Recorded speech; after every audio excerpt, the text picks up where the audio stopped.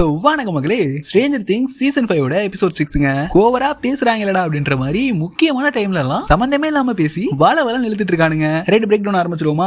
Last எபிசோட்ல மேல இருக்கிறது என்னன்னு சரியா தெரியாம நம்ம நான்சி பட்டுன்னு சுட்டுருவா. சுட்டதுமே அது உடனே ரியாக்ட் ஆயிருக்காதுங்க. அது எக்ஸாக்டிக் மேட்டர் அப்படின்ற மாதிரி தான் நம்ம டஸ்டின் மென்ஷன் பண்ணிருப்பாரு. ஆனா அங்க இருக்க எனர்ஜி ரெட்ல இருந்து நான்சி சுட்டதுமே ப்ளூவா மாறி இருக்கும். அந்த ஒரு எக்ஸாக்டிக் மேட்டர்ல இருந்து வெளில வந்த அந்த ஒரு ப்ளூ எனர்ஜி நான்சி ஜானத்தனை அடிச்சு தூக்கி போட்டுருக்கும். அதுல ரெண்டு பேரும் மயக்கமா இருப்பாங்க. சோ அது ஒரு ஷீல்ட் ஆக்ட் ஆயிட்டு அதுக்குள்ள இவ்வளவு எனர்ஜி ஸ்டோர் ஆயிருந்திருக்கணும். நான்சி சுட்டு அந்த ஷீல்ட பிரேக் பண்ணனால அந்த எனர்ஜி எல்லாம் மொத்தமா வெளில வந்திருக்கணும். அங்க தான் டஸ்டின் அப்சைட் டவுனா என்ன அப்படின்றத தெளிவா சொல்லிருப்பான். நம்ம இந்த அப்சைட் டவுன் ஹாப்கின்ஸோட டார்க் மிரர் நினைச்சிட்டு இருந்திருப்போம். ஆனா அது அப்படி கிடையாது. அப்சைட் டவுனுக்கு மேல ஒரு உலகம் இருக்கு. இந்த அப்சைட் டவுன் கூட பிரச்சனை இல்ல, அது ரொம்ப மோசமான உலகம். ஆனா அதுக்கும் ஹாப்கின்ஸ்க்கும் இடையில இருக்க ஒரு பிரிட்ஜா தான் இந்த ஒரு அப்சைட் டவுன் ஆக்ட் ஆகுது. இன்னும் தெளிவா சொல்லணும்னா ஹாப்கின்ஸ்க்கு கீழே அப்சைட் டவுன் இருக்கு. ஆனா அப்சைட் டவுனுக்கு மேல டைமென்ஷன் எக்ஸ் அப்படின்ற ஒரு இடம் இருக்கு. ஆனா அங்க தான் நம்ம லெவன் ஹென்ரியை தூக்கி எரிச்சிருப்பா. அந்த ஒரு பிரிட்ஜ் மூலமா தான் ஹென்ரி டைமென்ஷன் எக்ஸ்க்கு போயிருப்பான். டைமென்ஷன் எக்ஸ் வேற இந்த ஆப்ஸ் பேரை மாத்திருக்கானுங்க. அதெல்லாம் ஒண்ணு இல்லங்க. வெக்னாவோட பிளான் என்னன்னா இந்த பிரிட்ஜை மொத்தமா உடைச்சு அப்சைட் டவுனை மொத்தமா காலி பண்ணி அந்த டைமென்ஷன் எக்ஸையும் நம்ம எடுத்து ஒண்ணு சேர்க்கிறது தான் அவனோட முழு திட்டமா இருக்கு. அதுக்கு தான் அவன் அந்த 12 பசங்களையும் கடத்திருக்கான். டஸ்னிங் தான் நம்ம அந்த பிரிட்ஜை மட்டும் உடைச்சிடவே கூடாது, அதை உடைக்கிறதுக்கு தான் வெக்னா ட்ரை பண்ணிட்டு இருக்கான். அது நம்ம உடையாம பாத்துக்கணும். அது உடைஞ்சிருச்சுன்னா ஹாப்கின்ஸும் அது ஒரு டைமென்ஷன் எக்ஸும் ஒன்னாயிடும். அப்புறம் ஒண்ணுமே இருக்காது, எல்லாமே மொத்தமா அழிஞ்சிரும். ஹென்ரி நினைச்ச மாதிரி புது உலகம் உருவாயிரும் அப்படின்றத தெளிவா அந்த டஸ்டின் சொல்லிருப்பான். அண்ட் ஸ்டீவ் ஆரம்பத்துல இந்த வால்குள்ள கொண்டு போய் கார விட்டுருப்பாருல, இந்த எக்ஸாட்டிக் மேட்டர் உடைஞ்சு அது ஒரு ப்ளூ வேவ் உண்டாக்கி ஆனாலும் இந்த வால்ல பட்டு அந்த ஓடன்றது பெருசாயிட்டு உள்ள இருக்க வார்ம் ஹோல் அப்சைட் டவுன்ல இருக்க எல்லாத்தையும் மொத்தமா இழுத்துருக்கும். சர்ச்சுக்கு பக்கத்துல தான் நம்ம ஸ்டீவ் ஹாரிங்டன் வண்டி விட்டுருப்பாரு. அந்த சர்ச்சுக்கு பக்கத்துல தான் காலி, லெவன் அண்ட் ஹாப்பர் இருக்காங்க. அந்த வார்ம் ஹோல் அவங்க உள்ள இருக்க அந்த டைம்ல அவன் தன்னோட பவர்ஸ் யூஸ் பண்ணி பக்கத்துல இருக்க ஒரு போர்ட்டல் மூலமா அந்த இடத்துல இருந்து தப்பிச்சு ஹாப்கின்ஸ்க்கு வந்திருப்பாங்க. அங்க இருந்து கட் பண்ணோம்னா அந்த எனர்ஜி மூலமா தூக்கி அடிக்கப்பட்ட ஜானத்தன் அண்ட் நான்சி அவங்க ரெண்டு பேரும் உருகி கீழே விழுந்திருப்பாங்க. அப்படியே கட் பண்ணா எரிக் அண்ட் மோரே ரெண்டு பேரும் டஸ்டினோட சார் கிட்ட ஹெல்ப் கேட்டு போயிருப்பாங்க. டஸ்டின் இப்ப அப்சைட் டவுன்ல தான் இருக்கான். ட்ராக்கர் இருந்தா மட்டும் தான் அவனை இவங்களால தெளிவா கண்டுபிடிக்க முடியும். அந்த ட்ராக்கரை உருவாக்குறதுக்கு தான் டஸ்டினை ட்ராக் பண்றதுக்கு தான் எங்க இவரை தேடி எரிக் அண்ட் மோரே வந்திருப்பாங்க. அந்த மனுஷன் அஜாலகா குஜாலா லைப்ரரி மேம் கூட ஒன்னா இருந்திருப்பாரு. சந்தோஷமா இருக்க விட மாட்டீங்களா அப்படின்ற மாதிரி அவர் கேட்க, உனக்கு உன் சந்தோஷம் முக்கியமா இல்ல டஸ்டின் முக்கியமா? உன் பெஸ்ட் ஸ்டூடெண்ட் அவன் உயிருக்கு போராடிட்டு இருக்கான், உடனே அவன் வந்து காப்பாது அப்படின்ற மாதிரி சொல்ல, இங்க தான் அந்த டீமுக்குள்ள கிளார்க் டஸ்டினோட டீச்சர் உள்ள வந்திருப்பாரு. அனங்கிருந்து வெக்னா கிட்ட இருந்து தப்பிச்ச மேக்ஸ் அண்ட் ஹாலி குடுகுடுன்னு ஓடி வந்து கோயிலுக்குள்ள வந்துருவாங்க. கோயிலுக்குள்ள என்ட்ரி வர மாட்டான்ல அவன். இந்த இடத்துல அடி ஹாலி ஒழுங்கா என்கிட்ட வந்துரு,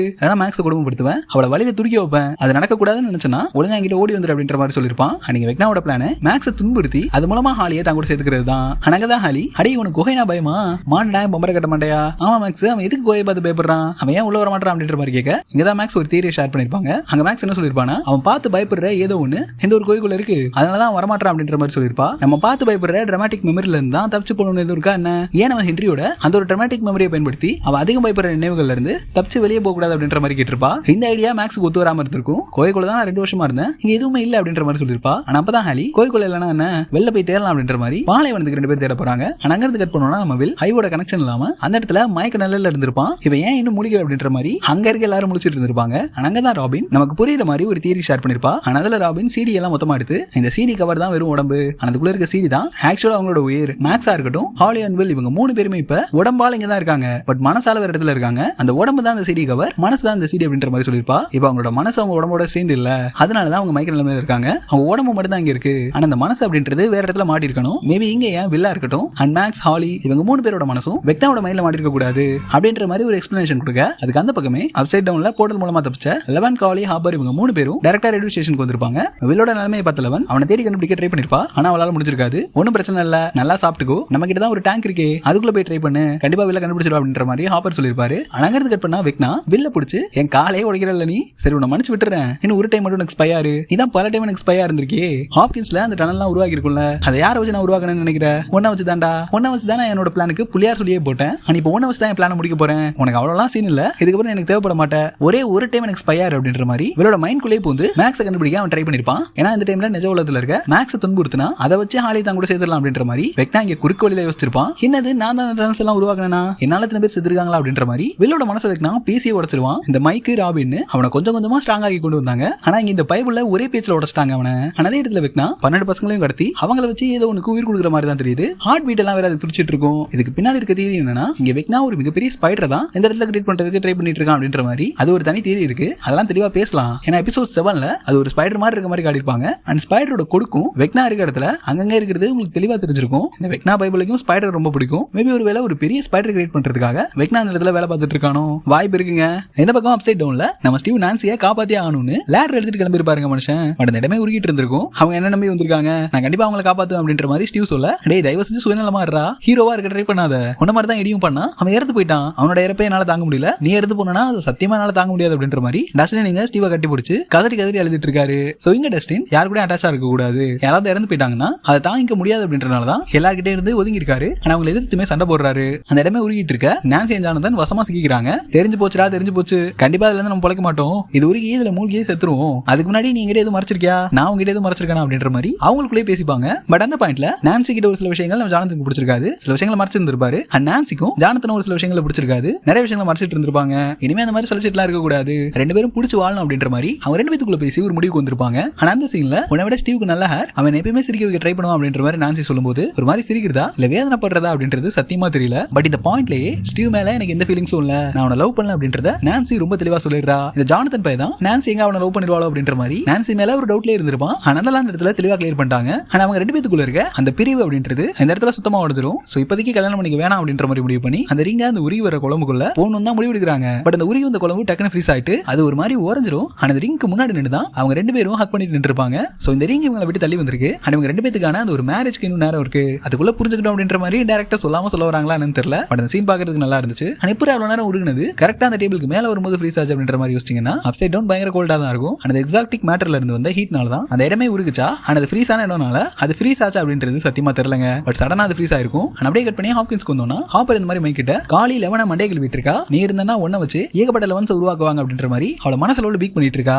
எனக்கு சுத்தமா பிடிக்கல அப்படின்ற மாதிரி ஹாப்பர் மைக்கிட்ட சொல்லிருப்பாரு. அனகதாமை காலி என்ன சொன்னா அப்படின்ற மாதிரி நோண்டி நோண்டி கேட்டிருப்பாரு. டாக்டர் கேவோட பிளான் தெரிஞ்சுக்கிறான், நம்ம அந்த லேப் அப்சைட் டவுன்ல மொத்தமா அழிச்சிடலாம், கண்டிப்பா நமக்கான முடிவு ஹாப்பி எண்டிங்கா தான் இருக்கும் அப்படின்ற மாதிரி மைக் 11க்கு ஆறுதல் சொல்ல, அந்த பக்கம் ஜாய்ஸ்க்கு வெளில நினைச்சு கவலைப்படாத, உன கண்டிப்பா 11 காப்பாத்திரும் அப்படின்ற மாதிரி அந்த பக்கம் ஹாப்பர் ஜாய்ஸ்க்கு ஆறுதல் சொல்லிட்டு இருப்பாரு.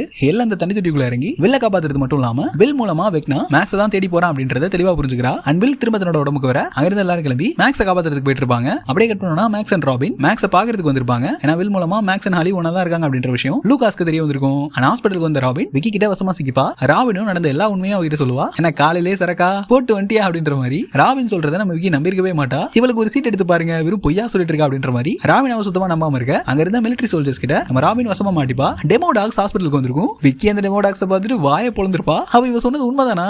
ஆனா இங்க புரியாத விஷயம் என்னன்னா டெமோ டாக்ஸ் நினைச்சிருந்தா ராபின் அண்ட் விக்கியே போட்டு தள்ளிட்டு போயிட்டே இருந்திருக்கலாம். ஆனா அவங்களை கொண்டு இருக்காது. அங்க இருந்த ஆர்மி சோல்ஜர்ஸ் மட்டும் தான் அவங்களோட முகத்தை கொதறியே கொண்டு இருக்கும். இதே டைம்ல தான் நம்ம கேரன் வீலரும் சரியா இருப்பாங்க. அவங்களுக்கு உடம்புலாம் சரியா இருக்காது. அவங்க பெட்ல இருந்து எந்திரிச்சிருப்பாங்க. டெமோடாக்ஸ் மேக்ஸை குறி வச்சு அவளை துரத்திட்டு வந்துட்டு இருக்கும். ஆனா லூகாஸ் மேக்ஸை தூக்கிட்டு ஓடி வர ராபின் விக்கி அவங்க கூட சேர்ந்து ஒரு லாண்ட்ரிக்குள்ள 4 பேர் ஒளிச்சிருப்பாங்க. அந்த டைம்ல கூட லூகாஸ் ரேடியோல பாட்டு போட்டுட்டு இருந்திருப்பான். அதுக்கு ஆப்போசிட்ல வெக்னாவோட மைண்ட்ல ஹாலி அண்ட் மேக்ஸ் அந்த டெசர்ட்ல தேட ஆரம்பிச்சிருப்பாங்க. அங்க ஹாலி தன்னோட கையில வச்சிருக்கிறது வெக்னாவோட அந்த ஒரு ஸ்கோப் தாங்க. பட் அதோட மூடியில ஒரு சின்ன மார்க் இருந்திருக்கும். அந்த மார்க் இருக்க இடத்தை கண்டுபிடிச்சோம்னா எக்ஸிட் கண்டுபிடிச்சிடலாம் அப்படின்ற மாதிரி ஹாலி தேட அந்த மார்க்குக்கு முன்னாடி வந்து அவன் நிற்கும் போது தான் உடச்சிட்டு ஒரு இடத்துக்குள்ள போயிருப்பா. அவங்க ரெண்டு பேரும் அந்த கேவுக்குள்ள உள்ள இறங்கி போக அங்க ஒருத்தன் ஒரு கையில சூட் கேஸையும் ஒரு கையில கண்ணையும் வச்சிட்டு இருந்திருப்பான். அதை பார்த்து ஹாலி வாயை பொழந்திருப்பா. இந்த இடத்துல அவன் கண்ணுக்கு மேக்ஸ் அண்ட் ஹாலி தெரிஞ்சிருப்பாங்க. இது நினைவு தானே, இதோட கண்ணுக்கு நம்ம எப்படி தெரியும் அப்படின்ற மாதிரி பார்க்க ஆக்சுவலா அந்த சயின்டிஸ்ட் கையில கண்ணை வச்சு மேக்ஸ் அண்ட் ஹாலி ஏம் பண்ணிருக்க மாட்டான். பின்னாடி வந்து ஹென்ரி ஏம் பண்ணிருப்பான். என்னடா என்ன கொலை வந்திருக்கே அப்படின்ற மாதிரி அங்க இருந்த சின்ன உருவத்துல இருந்த ஹென்ரிய அவன் கையில சுட்டிருப்பான். அங்க இருந்த லேப் அசிஸ்டன்ட் ரென்னருக்கு கீழே தான் வேலை பார்த்திருக்கணும். ரென்னருக்கு கீழே தான் வேலை பார்த்திருப்பான். வடிவந்த மாதிரி ரஷ்யனோட ஸ்பை ரென்னருக்கு கீழே சேர்ந்து அந்த லேப்குள்ள போயிட்டு மைண்ட் பிளேயரோட அந்த பார்ட்டிகல்ஸ் மட்டும் திருடி அங்க இருந்து தப்பிச்சு ஓட ட்ரை பண்ணிருப்பான். பட் இவன் தெரியாத நம்ம ஹென்ரியோட கண்ணில் சிக்க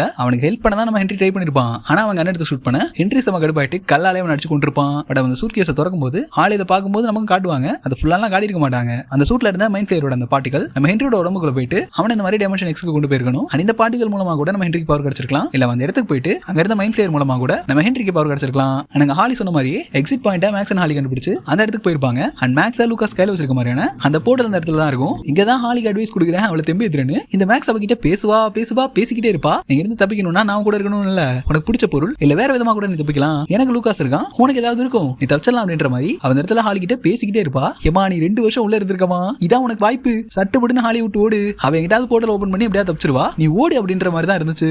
வெக்னா என்ன பண்ணிட்டு இருக்க, இவங்க இங்க பேசிட்டு இருக்க வர நீ சும்மா இருக்க அப்படின்ற மாதிரி தான் இருந்துச்சு. பட் அந்த இடத்துல கவனிச்சீங்கன்னா 2 திசைகள் இருந்திருக்கும். ஒரு திசையில ஹாலி தப்பிக்கிறதுக்கான வழி, இன்னொரு திசையில மேக்ஸ் தப்பிக்கிறதுக்கான வழி. 2 பேரும் வேற வேற வழியில ஓடி இருப்பாங்க. மேக்ஸ் நம்மளோட ஹாப்கின்ஸ்ல இருக்கா, ஆனா லிட்டரலி இந்த பாயிண்ட்ல ஹாலி டைமென்ஷன் எக்ஸ்ல இருக்கா. அங்க ஒரு வித்தியாசமான இடத்துக்குள்ள அவ வெக்னா கிட்ட வசமா மாடி இருக்கா. அங்க டெமோடாக்ஸ் எல்லாம் அவங்க 4 பேர் பக்கத்துல வரும்போது ஒரு சின்ன சவுண்ட் கேட்கும். அதை ஃபாலோ பண்ணி டெமோடாக்ஸ் வாஷிங் மிஷின் பக்கத்துல வர, ஆனா அங்க உள்ள பார்த்தா எக்ஸ்ப்ளோசிவ் கேஸ் டக்குனு ஹீட் ஆனவன அது வெடிக்கும் பாருங்க.